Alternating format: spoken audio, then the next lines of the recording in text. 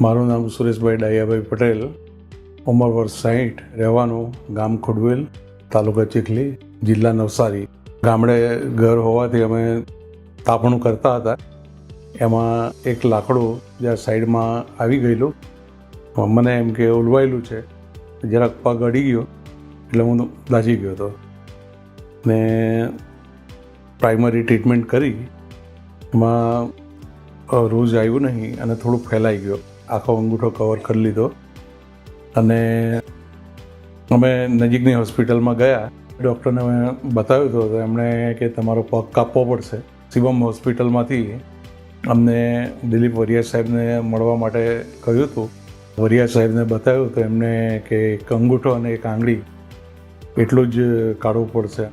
અમને થોડી તકલીફ વધેલી હતી એટલે અમે સમય કરતાં વહેલા અહીંયા આવી ગયા. હોસ્પિટલમાં એડમિટ થઈ ગયા. ત્યાં એક દિવસ રહી, બીજા દિવસે અમે ઓપરેશન કરાવી લીધું. એમાં એક અંગૂઠો કાઢ્યો અને 2 દિવસ પછી એક બાજુની આંગળી કાઢવામાં આવી. એ રીતે ઓપરેશન કરી અને આ પગ બચાવી લીધો અને અત્યારે ઘણું જ સારું છે. પ્લાસ્ટિક સર્જરી બી કરી દેવામાં આવેલી છે. હવે બધાને સલાહ એ છે કે આ ગેંગ્રીનનો કે આ પ્રોબ્લેમ થાય તો તમારે નજીકમાં પ્લાસ્ટિક સર્જન કે ડાયાબિટીક ફૂટના જે સર્જન હોય એમને બતાવવું ઘણું જરૂરી છે અને જલ્દી ટ્રીટમેન્ટ થઈ જાય. જેટલું લંબાય એટલું તમને વધારે તકલીફ થાય.